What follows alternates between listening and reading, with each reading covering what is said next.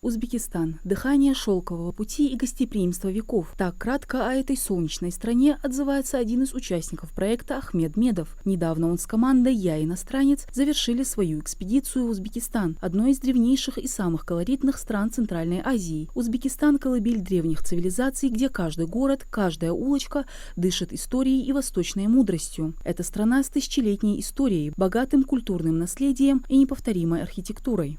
Страна удивила, естественно, своими историческими, культурными достопримечательностями, религиозными объектами.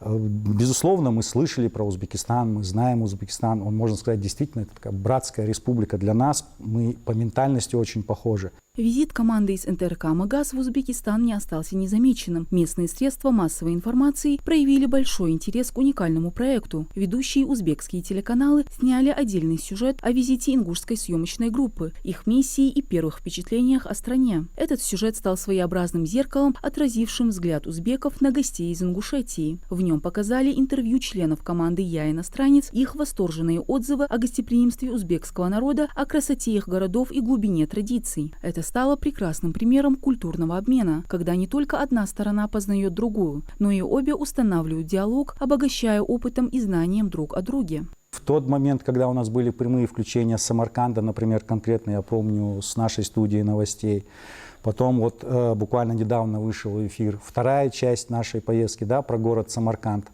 и буквально дальше через пару недель, ну может быть 3 недели выйдет еще Бухара, то, что мы снимали. И вот очень было приятно внимание к нам со стороны посольства Республики Узбекистан в России и лично пресс-секретаря посольства, и самого посла, Государственный комитет по туризму Узбекистана, телевидение наши коллеги и просто люди.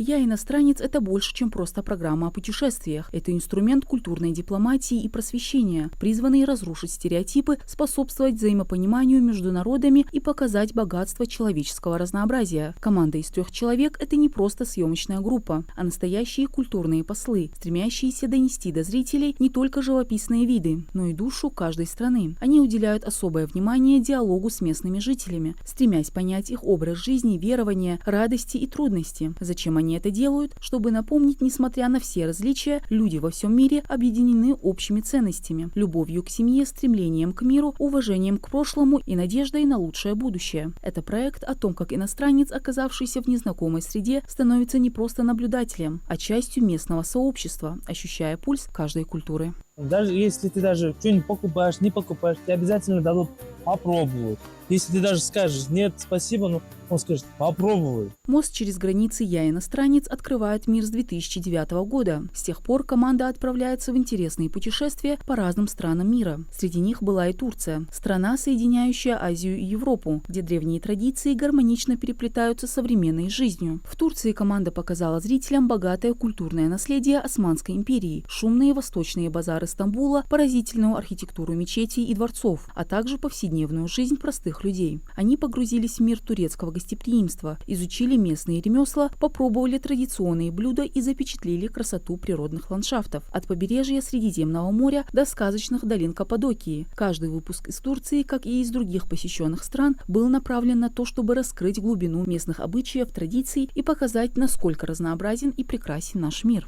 Там можно снимать месяцами. Например, город Бурса. Почему я о нем говорю? Бурса – это первая столица Османской империи. В Бурсе проживает весьма большая диаспора именно мухаджиров, ингушей. В социальных сетях десятки тысяч просмотров этих передач, комментариев. Для меня это был приятный сюрприз, потому что, еще раз повторюсь, в эпоху тревел-блогеров, что они там не видели, но столько тысячи комментариев и десятки тысяч просмотров, значит, мы чего-то достигли. Конечно, команда не собирается останавливаться на достигнутом. Впереди путешествия в новые страны, культурные открытия и захватывающие истории, которые они готовы рассказать своим зрителям, продолжая свою неизменную миссию по сближению народов. Мадина Цора, Хасан Евлоев, Магаз 24.